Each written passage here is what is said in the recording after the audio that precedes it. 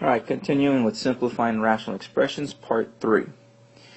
Here the rational expression we have is 2x squared plus 13x plus 20 over 2x squared plus 17x plus 30. And I need to simplify this. Well, just like I've done with the other examples, we need to factor the numerator and the denominator. Now this one's going to require a little more work. You'll notice that both of our trinomials do not have a leading coefficient of 1. This time the leading coefficient is 2. So it requires a little more work here. The method that I'm going to be using to solve or to factor each of these is the bottoms up method. So I'm going to go ahead and start with the numerator. I'm going to take that 2x squared plus 13x plus 20 and I'm going to factor it. This is my little scratch work over here. I'm going to do the bottoms up method.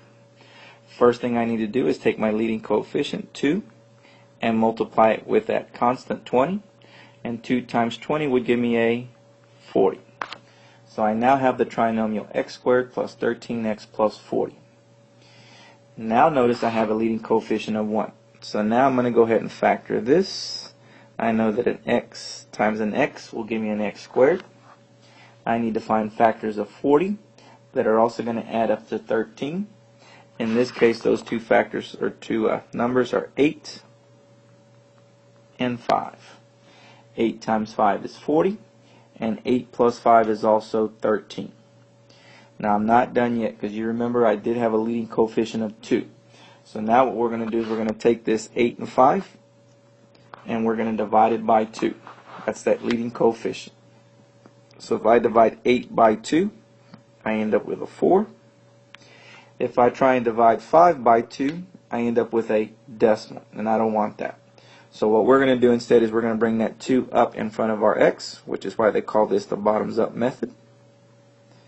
And this now becomes 2x plus 5. Therefore, the factors of my numerator are x plus 4 and 2x plus 5. So I'm going to go ahead and put that up here, x plus 4 and 2x plus 5. So these are my two factors for my numerator. Now I'm going to go ahead and do the same thing for my denominator. I'm going to use that bottoms up method again. So I'm taking that 2x squared plus 17x plus 30, and I'm going to factor it the same way. I'm going to use the bottoms up method. So the first thing I'm going to do is rewrite my trinomial as x squared plus 17x plus 60. 60 came from multiplying 2 times 30. The leading coefficient and the constant. 2 times 30 is 60. Now I have a leading coefficient of 1, so now I'm going to go ahead and factor this. I know that x times x will give me an x squared.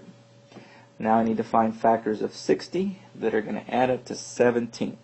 Again, what two numbers can I multiply together to get 60, but they're also going to add up to a 17. In this case, those two numbers are going to be 12 and 5. 12 times 5 is 60, and 12 plus 5 is 17. But I'm not done yet. I need to divide both of these numbers that I've just found by 2, because that's my leading coefficient. So if I take this first one here, 12 divided by 2 would now give me a 6.